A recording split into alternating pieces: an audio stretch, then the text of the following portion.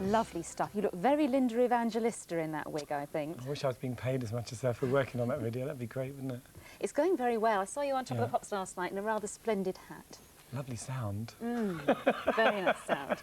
They said to me, I mean, I was very confused by this because we've been told that you have the Pet Shop Boys backing you on The Crying Game. They produced the single, yeah. Well, rather confusingly, last night you had an all-girl band behind you, and even more confusingly, some of them dressed in the previous incarnations of yourself. Yeah, no, just one. It was just a joke. It was just a sort of, you know, bit of humour. Yes, in the dreadlocks and the Yeah.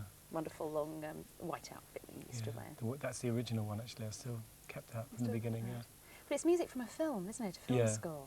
The film was actually brilliant as well. Really good. Very much up my street. When you see it, you'll see why I like it. It's a bit difficult to tell you anything about it without ruining the whole plot, but it's a really brave film for this time. Is it a thriller, in a sense? It's to do with sort of sexuality, politics, anger.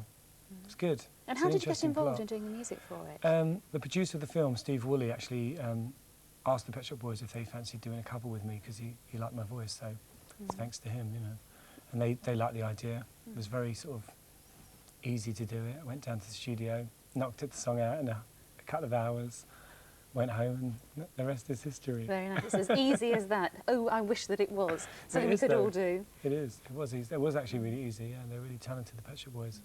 You've been incredibly busy. I mean, with Jesus Loves You, the band, I'm told that you've been around the Eastern Bloc and that you've played in front of 30,000 fans in Moscow. Yeah, that was a sort of spiritual event. It was like a big Krishna concert in Russia, and the Krishna movement in Russia is actually huge because they've been banned from practicing any other faith, or any faith at all.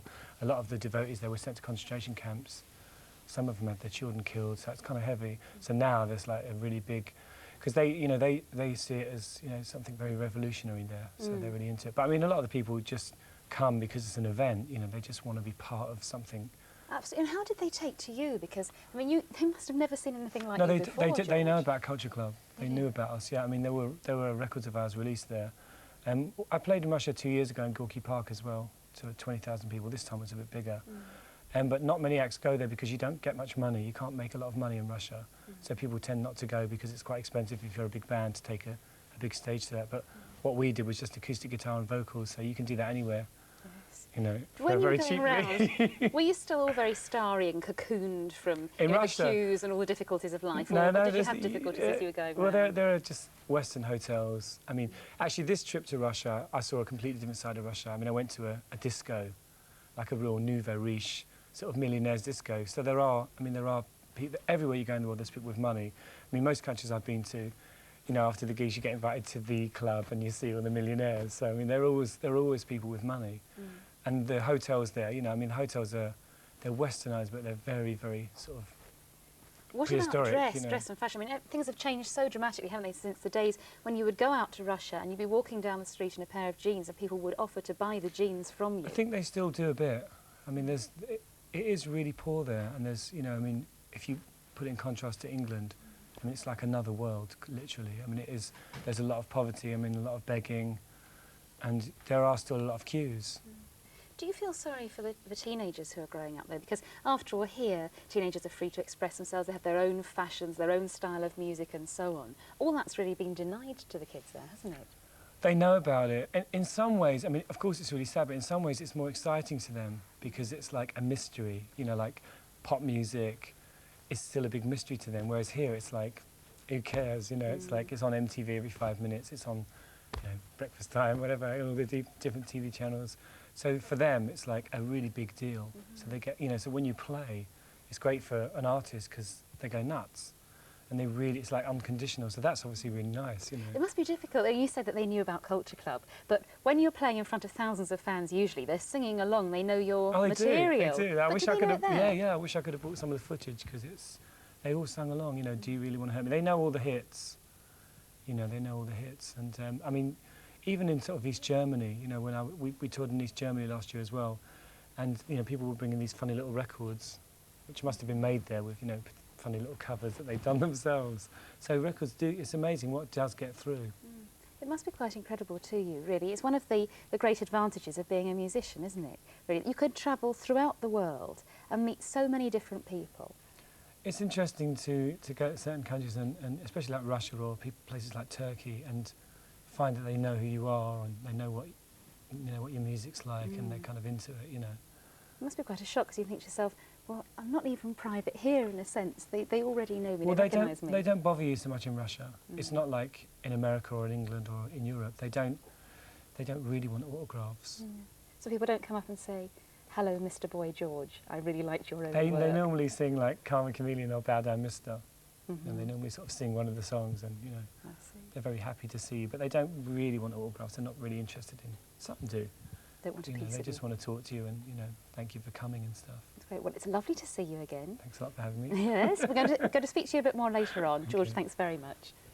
And stay with us, there'll be music of a slightly different kind. Hello again, welcome back. Now, do you know what to get out of your video shop this weekend or what not to get out? Here's Paul Gambaccini to tell you. Good morning. And I will, but first I'd like to wish a happy anniversary to both of our guests today because this is the 10th anniversary to the month that Boy George first appeared in the charts. It's never 10 years. 10 Oh, years. Do you no, really that want to was hurt me? infuriation. And for James Last, it is 25 years since his first of his 56 chart albums in this country. This is James Last, 1967. Jubilee. Well, So? happy anniversary to both of you. Good for you. Good defence. 10 years, 25. That's right. That's right. And it's an anniversary of a few months for 2 Oscars for the... She's dying for me. I love this. Amusingly, he's forgotten to write the next scene, which is how to get off the horse. And so consequently, he has a really rough time, and he's saved by Mariel Hemingway, who plays the poor but good-hearted girl who we're rooting for in the end. Now, the most amusing thing about this film, which has a lot of tried and trite things about it, is the fact that not only does what he writes on his typewriter come to pass, but the typographical errors come to pass. So in the big party scene, where you expect the cold beer to come in, it starts snowing and in walks Bambi, because he typed cold deer. Not very taxing, but fun in parts. We rate Delirious a 6. I know George liked it. I saw it on a plane. I thought it was really funny. Yeah, I feel right. Boy George and James Last with us. Of course, your song that's out just now, The Crying Game, is part of a film, Yeah. isn't it? When did they play it, at the beginning or at the end? Actually, it's not even in the film. This is a cheat. I went to the preview and I watched the So whole where's my film. song? I watched the whole film and then at the end of the film, my song didn't come on and I was like, and then the titles come on and it just comes on after that. It didn't hurt Brian Adams, I mean, But I did think it was bizarre. I thought, Well, James Last, have you ever done anything like for films? Have you ever done any film scores? Is it something you'd want to do In earlier years, yes. in I early did. years? Is it something you would like to do in the future? Or do you In a Absolutely. ballroom. Yeah. And it was a complete waste to be sitting in your seats, really. Yeah, we but get now? see what's going on tonight. Yes. Most times lots of fun. So you like this idea of a collaboration, don't you? Yeah, Why not? That's the kind of my greatest hits, I wouldn't mind the revenue. Honesty, royalties you like, isn't it? No, I'm only joking. I'm not a heartless soul. No, of course you're not. Of course you're I not. like big band music though, it's nice. Yeah, it seems to be having a bit of a revival in a way, doesn't it? I mean, it has, we obviously had Harry Connick Jr. on a few months ago when he was over here. And Andy Pryor And yesterday. Andy Pryor was on yesterday, of course he was, that's right. So it's sort of... I must tell you the story about Harry Connick Sr., who's the district attorney in New Orleans. Oh, you forget there's a Harry Connick Sr., That's don't right, you? You that's really right. do. And last week he was mugged, and he said to the gunman, I don't think you want to do this. I'm the district attorney. And the 2 attackers fled, and he and someone else actually chased them and caught them.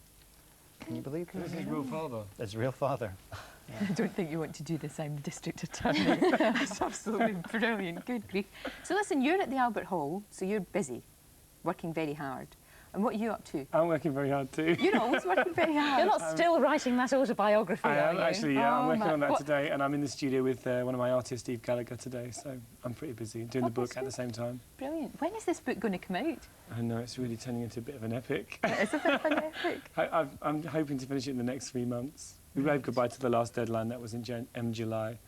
But it's just, we want it to be right, I want it to be good. It is fascinating because we look through all of our old research and every time you come on it says, George's autobiography is going to be published in about 8 weeks' time. This is the real truth, and that's, everything you've read is pales in comparison, I promise you. I've had a very busy life. It's taken a long time to write it up. certainly has. Well, listen, it's been good to see you. It always is good to Thanks a see lot. you. It really is.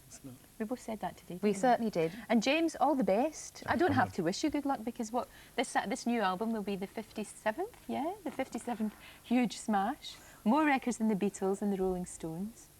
Oh, nice. Wonderful stuff. And Paul, we'll see you next week. Indeed. Looking at film releases next week rather than video On Wednesday. releases. Yeah. Wednesday. And join us on Monday.